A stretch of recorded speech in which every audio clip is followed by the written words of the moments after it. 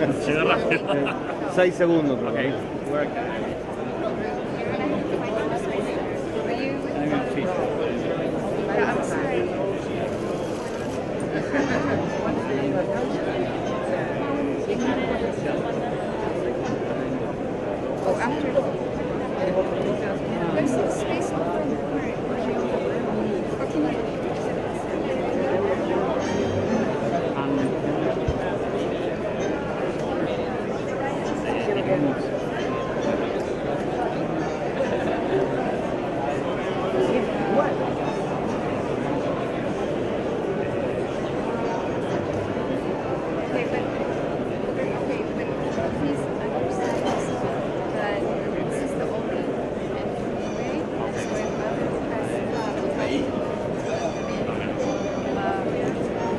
Sorry.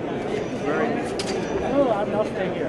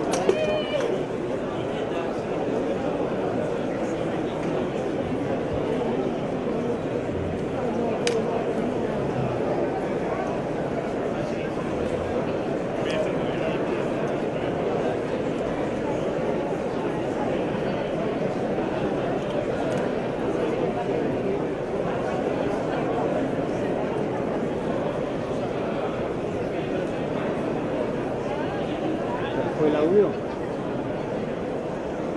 ¿Fue el audio?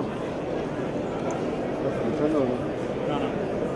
¿Pero se fue el audio del 1? Hola, ¿estás? Bien. Se fue el del 1, ¿no? El del 2 también. No, el 2 también. Ahí está, el volvió. Volvió mucho. El piso. Ahora música. Pero funciona bien, está limpio, está... We'll start in 2 minutes, please. Vamos a empezar dentro de 2 minutos.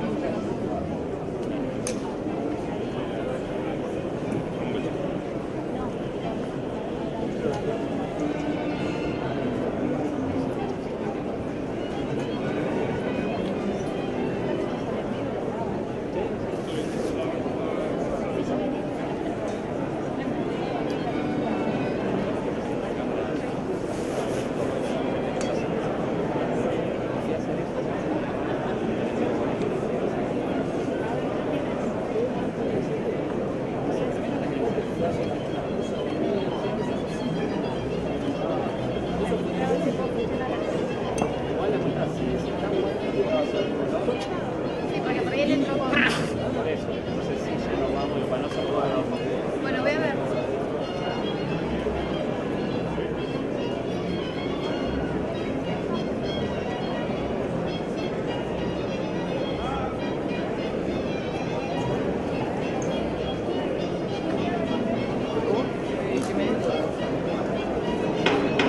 Please take your seats.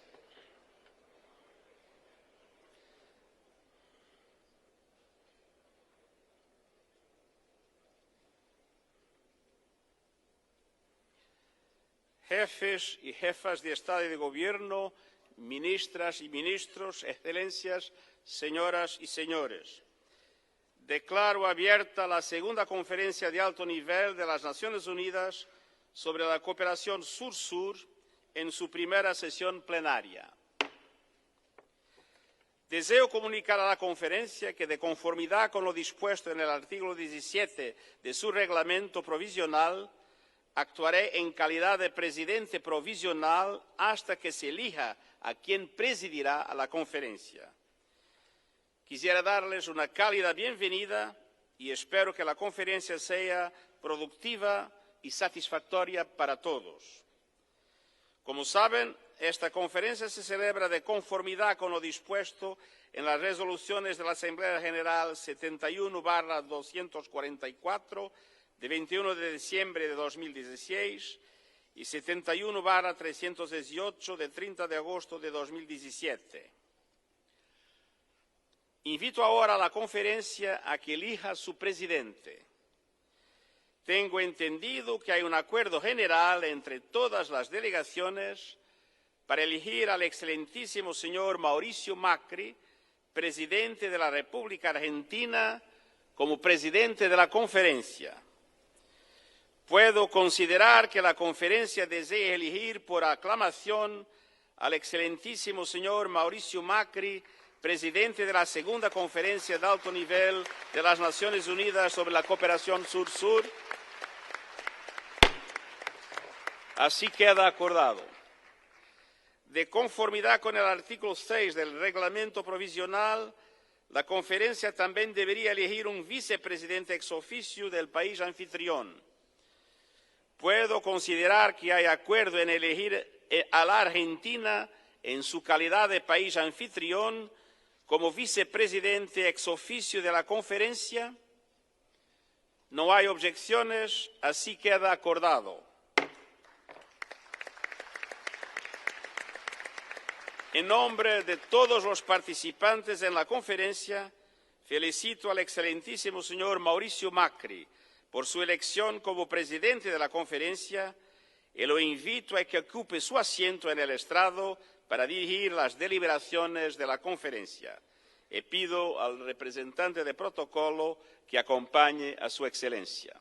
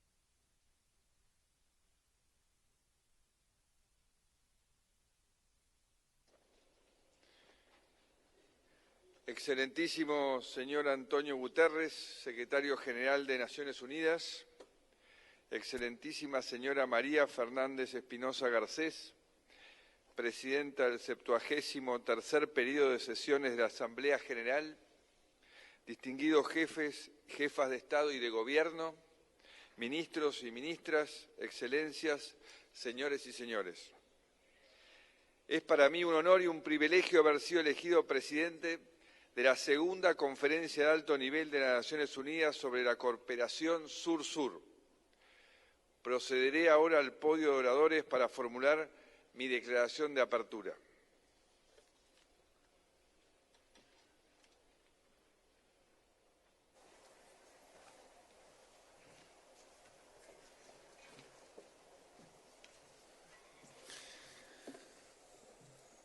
Ante todo, quiero otra vez darles la bienvenida a la Argentina. Estamos muy entusiasmados de recibirlos. recibirlos para seguir trabajando juntos por un desarrollo sostenible e inclusivo.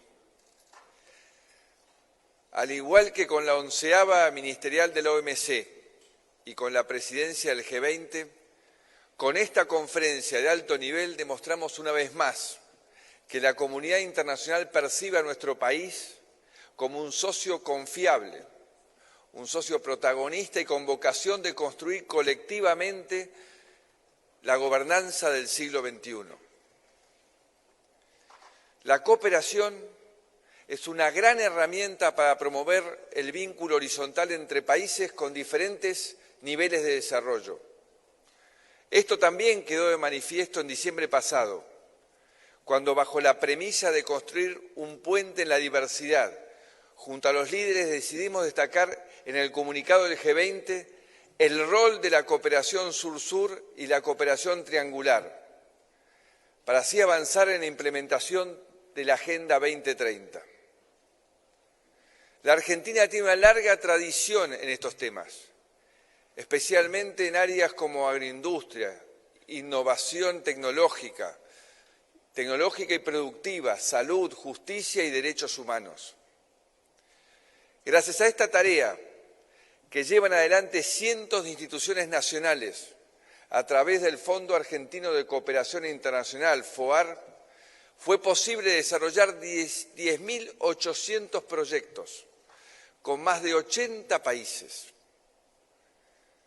A 40 años de la adopción del Plan de Acción de Buenos Aires, nos encontramos ante una gran oportunidad.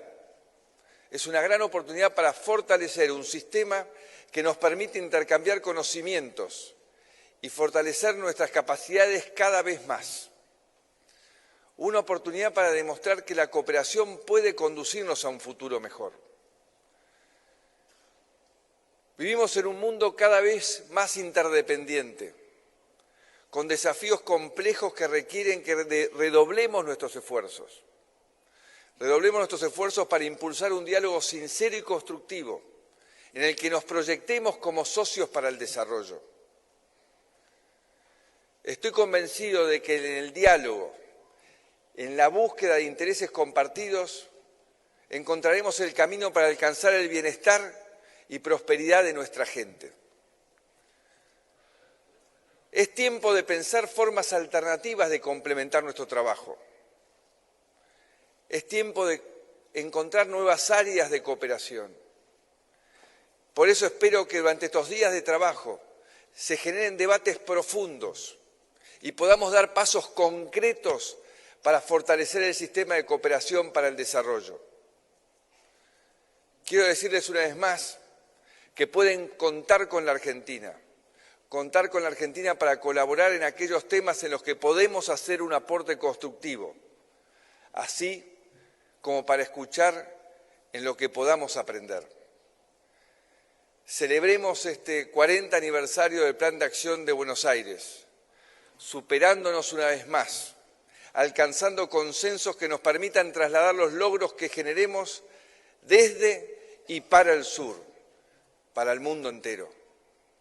Hagamos que el mundo vea todo lo que tenemos para dar, nuestro talento, nuestra voluntad para trabajar, para crecer y para aprender.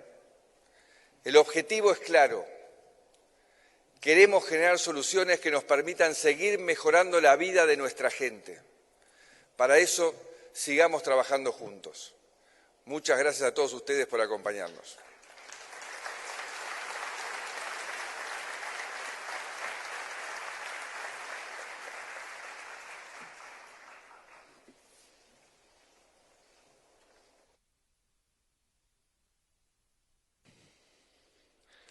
Doy ahora la palabra a la excelentísima señora María Fernández Espinosa Garcés. Adelante, presidenta.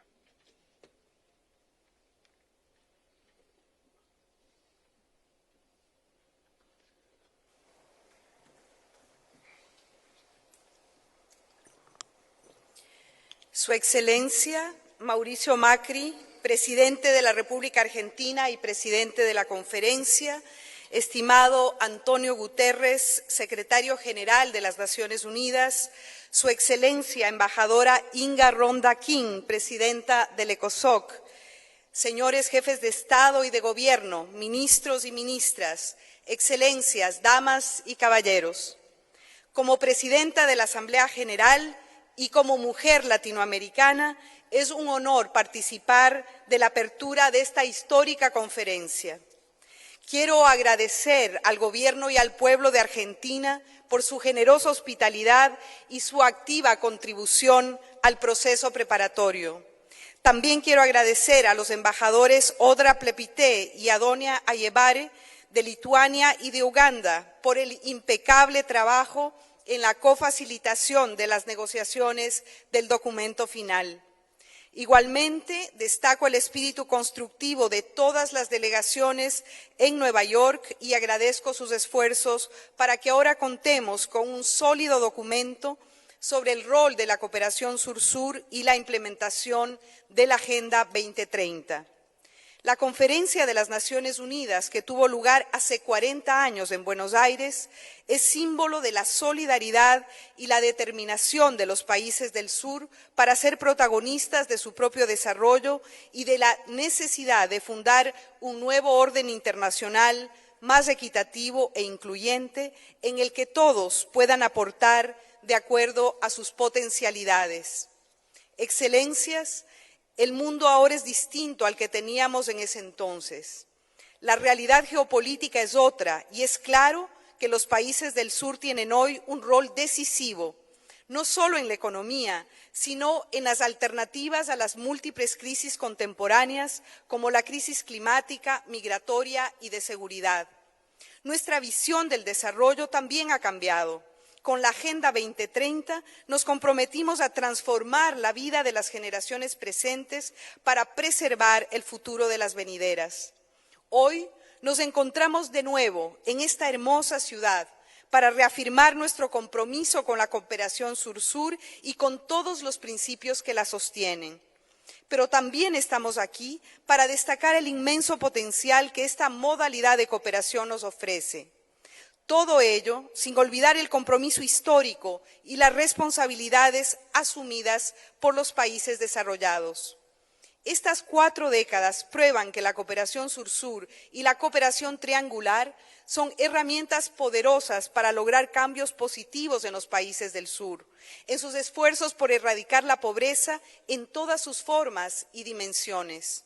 Innumerables proyectos gestados bajo la cooperación sur-sur han logrado resultados extraordinarios, desde la generación de empleo hasta el fortalecimiento de las instituciones y las políticas públicas, mejoras en la salud, la educación, la cultura, la infraestructura y la transferencia de tecnología y la capacidad de respuesta ante catástrofes naturales o situaciones de emergencia. Y la lista es interminable. Nuestro desafío a partir de hoy es potenciar estos ejemplos y adaptarlos al nuevo paradigma de desarrollo sostenible y, ¿por qué no?, con formas innovadoras de trabajo conjunto y solidario. Para los países de renta media, la cooperación sur-sur debe contribuir a reducir las desigualdades y aportar al financiamiento y a la inversión.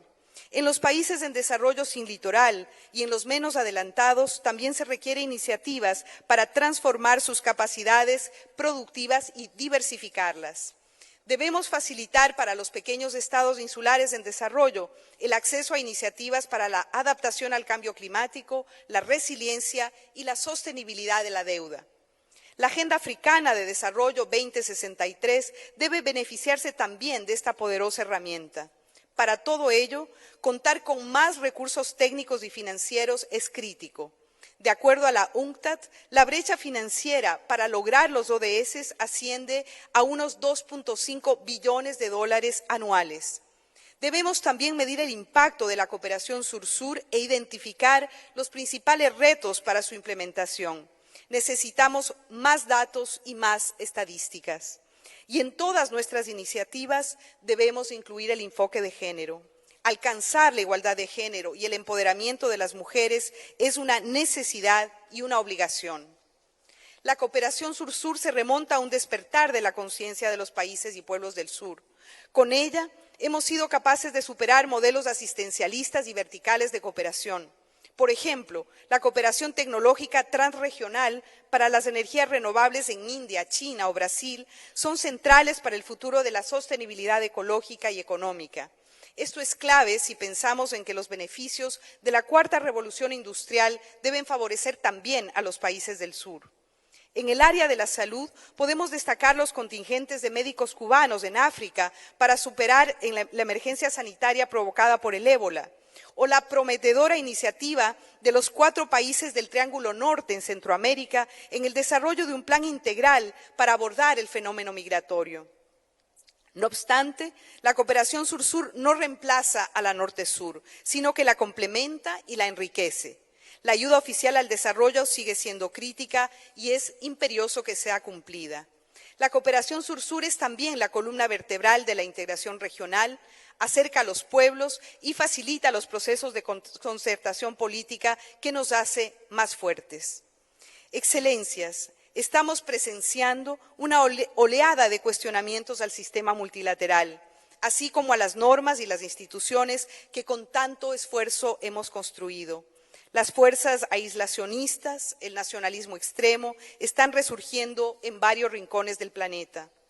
La mejor manera de responder es con más eficiencia e impacto y acción colectiva. Para esto se requiere hoy más que nunca un fuerte liderazgo. Y la pregunta es, ¿qué sueñan, qué necesitan, qué esperan de nosotros las 821 millones de personas con hambre, los 258 millones de migrantes o los más de 193 millones de desempleados? La respuesta es que en Nueva York o Nueva Delhi, en París o Pretoria, en Quito o en Helsinki, todos comparten el mismo sueño: un empleo decente, salud y educación, un ambiente sano y seguro, un gobierno que escuche y responda, un sistema internacional eficiente y con resultados tangibles. Pero estos sueños, que parecen tan elementales, están cada vez más distantes. Los sentimientos de ansiedad y frustración deben tener una respuesta contundente, que surja de un sistema multilateral basado en la cooperación, por supuesto en la cooperación sur-sur y triangular, y en su capacidad de incidir, de encaminar y acompañar a los gobiernos y a sus sociedades. Está comprobado que la cooperación sur-sur y la cooperación triangular han generado estas respuestas que nos permiten conectar con la gente y transformar positivamente la vida de millones de personas y comunidades. Es claro que estamos contribuyendo a restaurar la confianza y la efectividad de la cooperación internacional y de la acción multilateral. Excelencias, amigos y amigas, finalmente, la cooperación sur-sur representa lo mejor de nuestros pueblos. Precisamente los principios de solidaridad y de obrar por el bien común convierten a la cooperación sur-sur en una fuerza poderosa. Recordando a Gandhi, podemos aseverar que la cooperación sur-sur puede ser el cambio que queremos ver en el mundo. Me siento muy alentada de lo que hemos logrado hasta aquí y tengo la plena certeza del poder transformador que tendrá para el futuro. Que tengan una buena conferencia. Muchas gracias.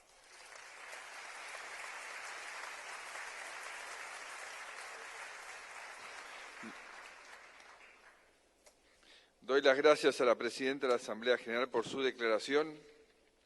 Doy ahora la palabra al excelentísimo señor António Guterres.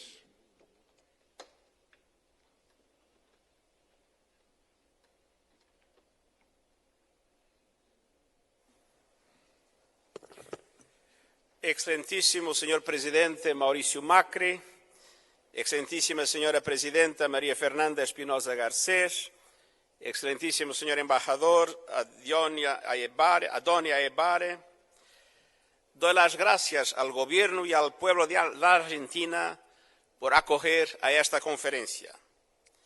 Hace 40 años, la histórica Conferencia Internacional sobre la Cooperación Sur-Sur dio lugar al Plan de Acción de Buenos Aires para promover y realizar la cooperación técnica entre los países en desarrollo. Desde entonces, el Plan de Acción de Buenos Aires, conocido como PABA, ha sido la base y el plano de referencia de la cooperación sur-sur, guiándose por los principios de titularidad nacional igualdad y no condicionalidad. El Papa transformó la dinámica de la cooperación internacional. Asimismo, puso de manifiesto el valor de una forma diferente de cooperación, basada en el intercambio de conocimientos y tecnologías apropiadas entre naciones que hacen frente a retos de desarrollo similares. En todo el sur global hemos sido testigos de avances notables desde que se adoptó el Papa. Gracias en parte a la cooperación sur-sur, millones de mujeres, hombres y niños han salido de la pobreza extrema y los países en desarrollo han alcanzado algunas de las tasas de crecimiento económico más rápido que se han visto hasta el momento y han acordado normas mundiales en materia de desarrollo sostenible. Reunidos hoy nuevamente en Buenos Aires, reconocemos y celebramos el largo camino que hemos recorrido juntos. Pero reconocemos también los retos comunes. Hoy estamos aquí para velar porque la cooperación sur-sur y la cooperación triangular sigan correspondiendo a la realidad cambiante del desarrollo mundial y a las necesidades en constante evolución de los países en desarrollo a medida que éstos implementan la Agenda 2030.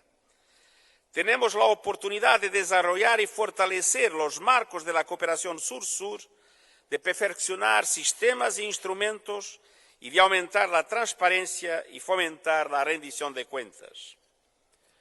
Excellencies, I see 5 issues that will be central to implementing the Paris Agreement on climate change and achieving the 2030 Agenda for Sustainable Development. And South-South cooperation can offer solutions to all of them. First, rising inequality both between and within countries is eroding trust and deepening a sense of injustice. Globalization has enabled many people to escape poverty, but its benefits are not shared equitably and its costs fall disproportionately on the poor and the vulnerable. Cooperation can enable developing countries to learn from each other and grow more quickly, close income gaps, and build inclusive and resilient societies. Second, climate change is the defining issue of our time and we are losing the race. 2018 was the 4th hottest year on record and natural disasters are impacting nearly every region. And this is why I'm bringing world leaders together at the Climate Action Summit in New York in September. I'm calling on leaders to bring concrete, realistic plans that raise ambition on mitigation, adaptation, finance and innovation. We must enhance nationally determined contributions by 2020 in line with the reducing greenhouse gases emissions by 45% over the next decade. We need fundamental shifts to support green financing and increase investment in climate action from billions to trillions.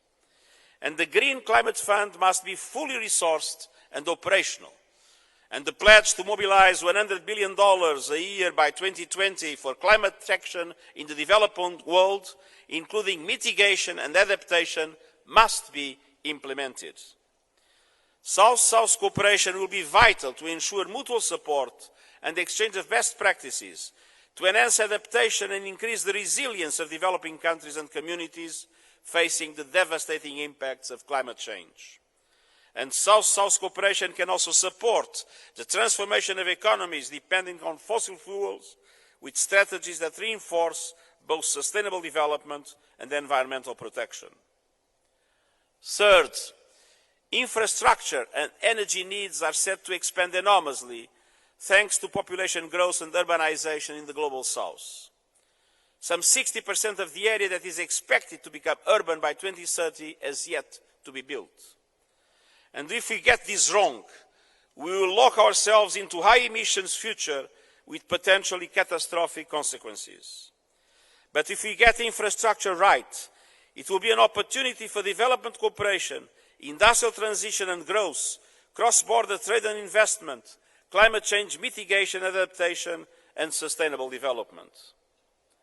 Fourth, gender has been described as the docking station for the SDGs, since it offers opportunities to engage on different cross-cutting issues.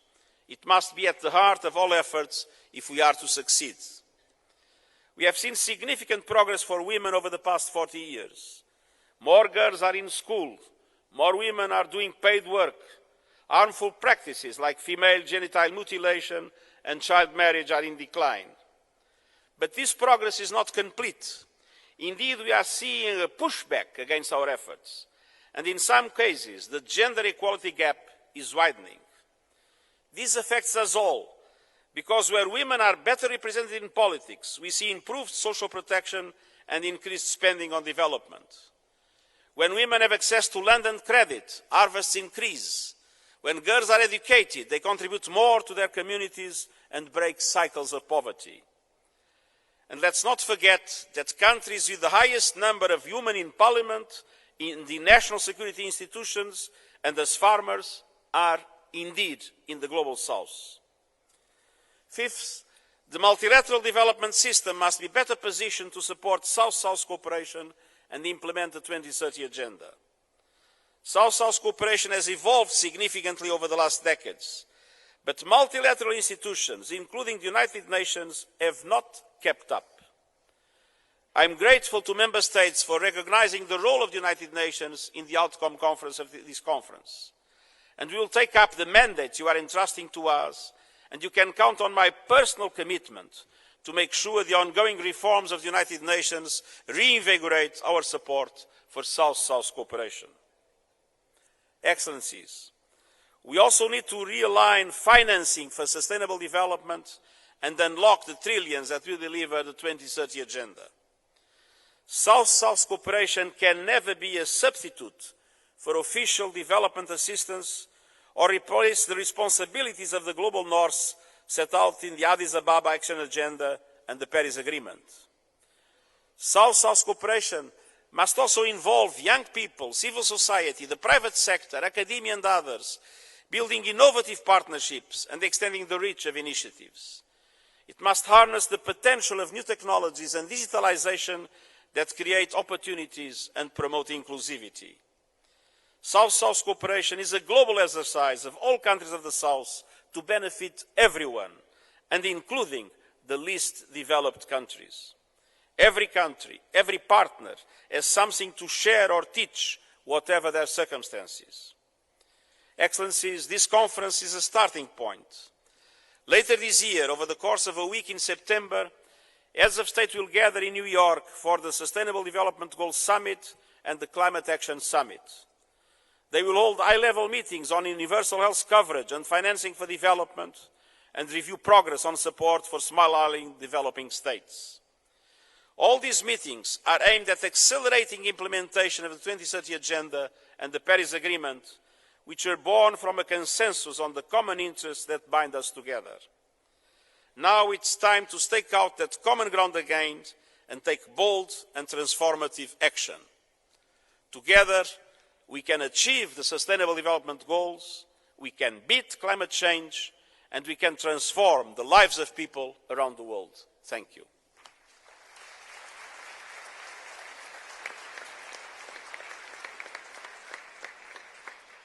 Doy las gracias al Secretario General de Naciones Unidas por su declaración introductoria. Doy ahora la palabra a la Presidenta del Consejo Económico y Social, excelentísima señora Inga Ronda King.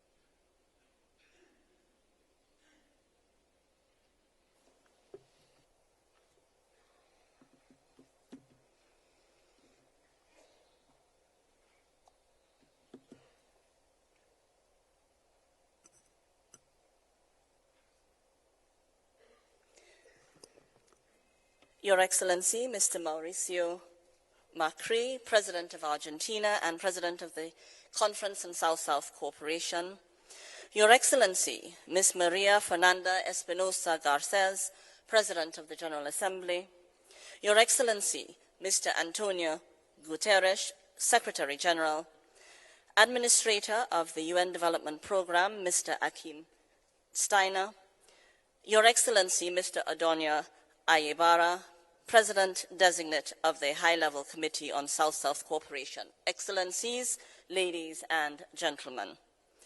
40 years since the adoption of the Buenos Aires Plan of Action, South-South cooperation is today a key to unlock the promise of the 2030 Agenda.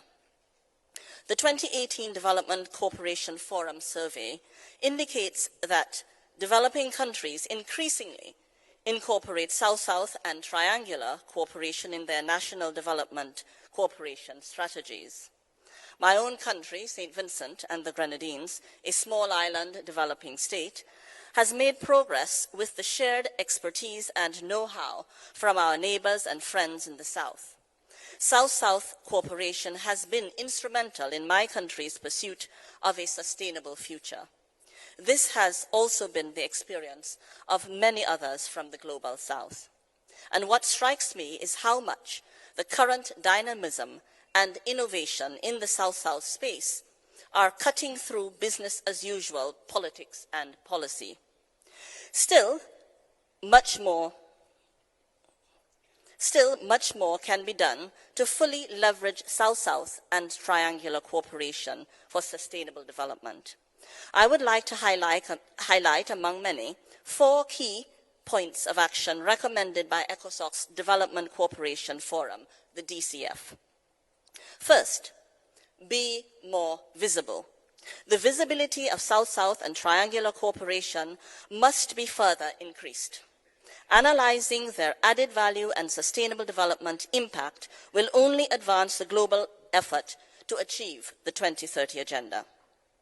Such efforts should be supported at all levels, including globally through the DCF and other ECOSOC platforms, such as the Financing for Development Forum, Multi-Stakeholder Forum on Science, Technology and Innovation, and High-Level Political Forum on Sustainable Development. These are your fora. Please use them. Second, be bold. Countries and actors of the Global South must be bolder in sharing their experiences and evidence on development cooperation, and the Global North bolder in learning from and integrating the experience of the Global South into their practices. Third, be strategic. Regional and national experiences in South-South and triangular cooperation should be mainstreamed into national development plans. This will promote more transparent, accountable, and impactful cooperation. It should also, 1, further strengthen institutional capacities and collaborative arrangements, and 2, build integrated national financing frameworks. Fourth, be specific in boosting inclusion and effective multi-stakeholder engagement. Increase engagement of parliamentarians, local authorities, women, civil society, youth, and other stakeholders. To this end, more exchanges are needed on how we can leverage the comparative advantages of the different stakeholders involved, and how to develop applicable policy and legal frameworks. In the lead-up to its next high-level meeting in May 2020, the DCF will continue to contribute as a unique and trusted space for sharing on-the-ground insights and advancing action-oriented global policy dialogue on South-South and triangular cooperation.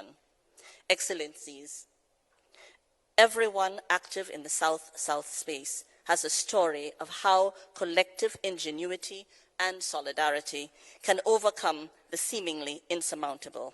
In St. Vincent and the Grenadines, after decades facing huge costs and limited availability of suitable land, the combination of creativity and political will, with effective South-South cooperation, both technical and financial, within a broad-based, country-owned effort, brought to life the Argyle International Airport in 2017.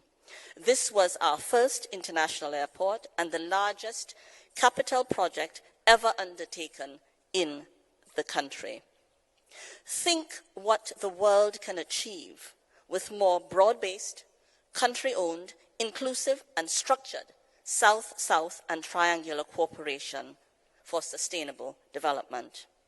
In closing, I would like to thank our esteemed hosts, the government of Argentina, and wish all participants a most successful conference. I thank you.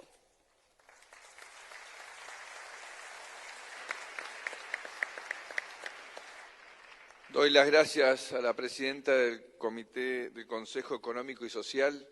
Ahora de retirarme, convoco al ministro de Relaciones Exteriores y Culto, Jorge Foría, que me reemplace, por favor.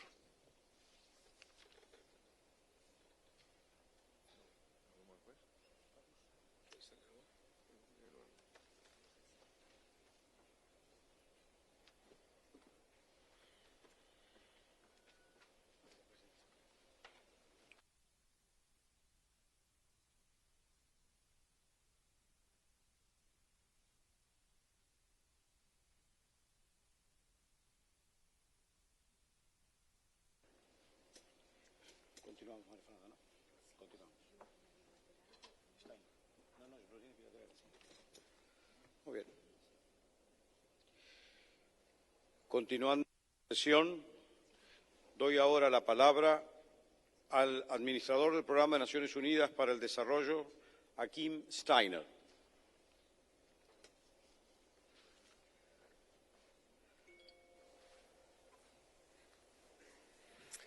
Your Excellency, the Minister of Foreign Affairs and also Vice President of the Conference, Your Excellency, the President of the General Assembly, Your Excellency, Secretary General, Your Excellency, the President of the Economic and Social Council, and Your Excellency, the President-designate of the High-Level Committee on South-South Cooperation.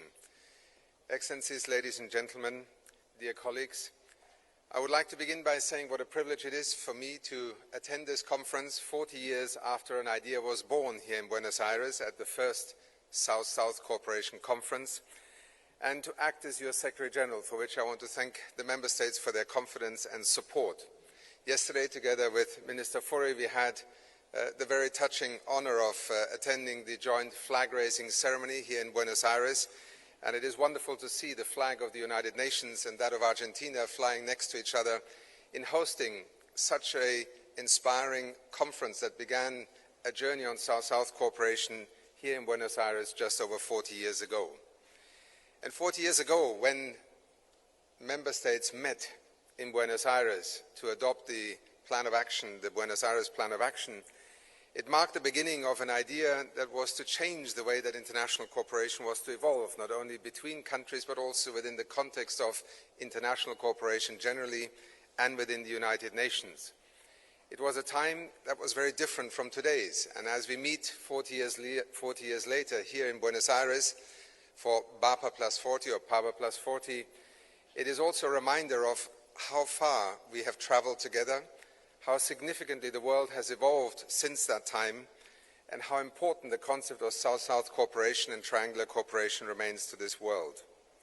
Intra-South trade today is higher than ever, accounting for more than a quarter of all world trade, while foreign direct investment outflows from the South today represent 1/3 of global foreign direct investment flows. South-South cooperation has become, in many respects, a distinct and yet integral element of international cooperation. It is distinct and integral to the development of the global economy as we view it today. It is distinct and integral to the Agenda 2030 and the Sustainable Development Goals, and it is distinct and integral also to the United Nations Sustainable Development work, and indeed the work of the United Nations Development Programme, whose own journey in accompanying South-South cooperation has been an integral part of the agenda since its birth. Indeed, a year before the Buenos Aires Conference in 1978, it was UNDP that helped to facilitate in Kuwait a meeting that drew out the principles and directions that would then inform that first conference and ultimately the Buenos Aires Plan of Action. In today's world, South cooperation, triangular cooperation are indeed distinct but integral also to the work of UNDP. Whether it is from Colombia to the Dominican Republic, where we collaborate on climate-resistant rice, whether it is from Ethiopia to Cameroon on HIV safety net programs, whether it is in working with Cuba and in the Caribbean on disaster risk reduction, whether it is working with China and Africa on renewable energy, or in the digital economy of today, working with India or with Bangladesh on taking advantage of some of the greatest and most recent innovations in terms of e-government, the digital economy, connecting rural health centers through cellular networks to national cold chain management systems for vaccines, having access points, as we have seen in Bangladesh with the access to information system and network that allows citizens with now 5,300 e-government access points across the country to significantly reduce their time to take advantage of government services. These are just a few of the examples that have become an integral part of the offering that we also want to renew as UNDP here in Buenos Aires in the year 2019 to South-South cooperation and triangular cooperation. In today's portfolio of UNDP, we depend on South-South cooperation to a degree as never before. More than 900 projects distinctly identify South-South cooperation as central to our work, and I hope that in both the interactions and the opportunities we will have as a UN family to engage with you during the coming 2 days, you will sense how committed we are to indeed realize the Secretary General's pledge that he has just made to you. Let me end, Excellencies, by thanking all those who worked so hard to make this conference possible, from those permanent representatives in New York who led the negotiations, to my colleagues in the United Nations Office of South-South Cooperation, and in particular its head Jorge Shediek, to my colleague Catherine Pollard and the GCAM team that have worked so hard together with our colleagues here in Argentina to make this conference be a very efficient and effective forum for all of you. And above all, our colleagues in the Argentinian government, in the institutions with whom we have worked over the last year in preparing the stage for BAPA Plus 40. Excellencies, ladies and gentlemen, let us speak with a loud voice, as you just called for, President, and with clarity about an idea that is not just about technical and technocratic cooperation. It is an idea that is meant to inspire, it is meant to accelerate, and it is meant to bring the world together in support of the development aspirations of 7 billion people, and in particular those of the Global South. For us in UNDP, it is a privilege to accompany you on this journey. Thank you.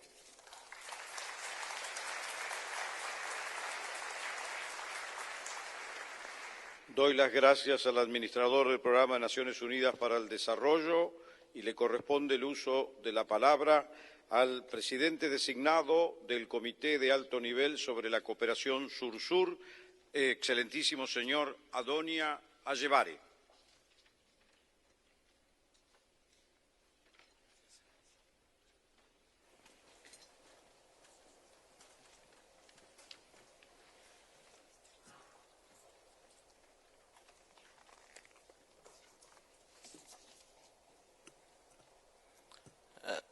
Your Excellency, the Minister of Foreign Affairs of Argentina and Vice President of the Conference, Heads of States and Government, Your Excellency Fernanda Espinosa, President of the 73rd Session of the General Assembly, Your Excellency Inga Ronda King, the President of the Economic and Social Council, Mr.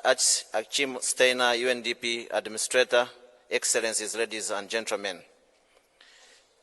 It's a great honor for me to speak today at the celebration of the 40th anniversary of the landmark International Conference on South-South Cooperation that led to the Buenos Aires Plan of Action known as BAPA. I would like to express at the outset my appreciation for the government and the people of Argentina under the leadership of President Macri for their warm reception in hosting us here. I would like to thank the Secretary General, Mr. António Guterres, for his support in convening this conference, and Her Excellency Maria Fernanda Espinosa, the President of the General Assembly, for leading the intergovernmental process. I would also like to thank my fellow co-facilitator of the outcome document for this conference, Her Excellency Ambassador Udra Prepayat, Permanent Representative of Lithuania to the United Nations, for her hard work bringing all parties together in open, transparent, and inclusive consultations to achieve consensus on this historic piece of legislation. I take this opportunity on behalf of myself and Ambassador Udra to express our sincere appreciation to all delegates for their support and constructive engagement in the process.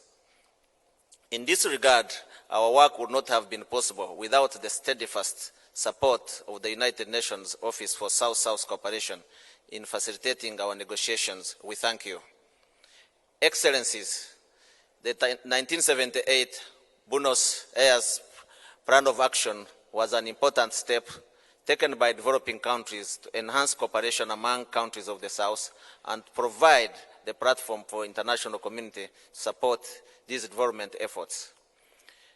This is an occasion to recognize and underscore 40 years of collaborative initiatives among developing countries that have helped to improve the lives of millions across the Global South.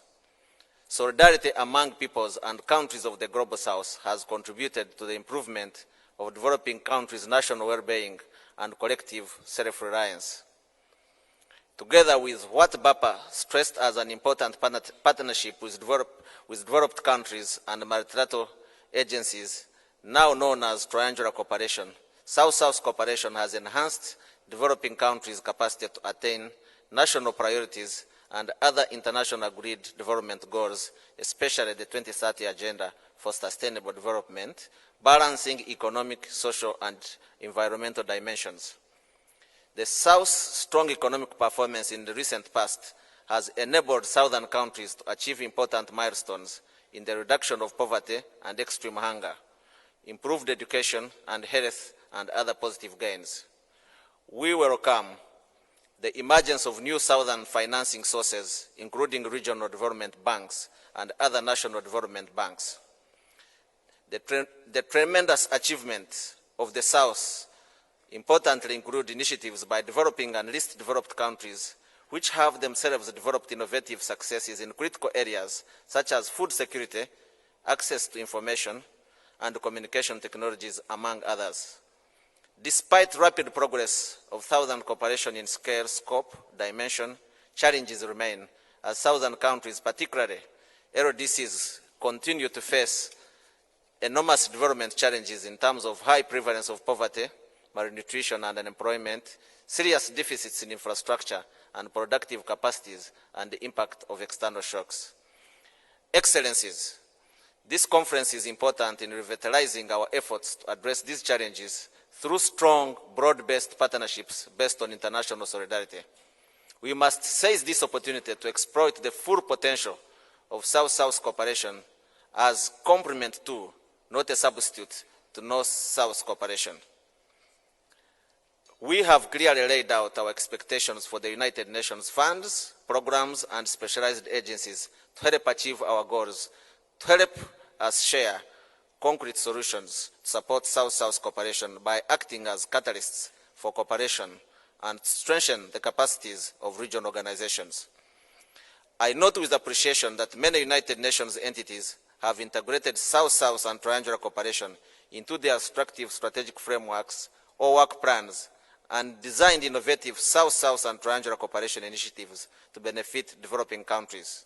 I urge the United Nations to intensify its support in facilitating access to knowledge and expertise of developing countries as a basis for applying South-South cooperation in the implementation of the 2030 Agenda.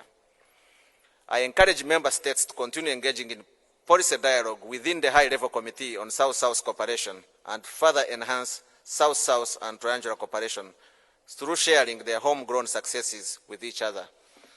Excellencies, we must employ our collective strength in identifying and tackling challenges specific to developing countries' circumstances. I am confident that this conference will result in the political impetus for us to start charting a strategic course together to ensure that the benefits of South-South and triangular cooperation impact the lives of people around the world. I thank you.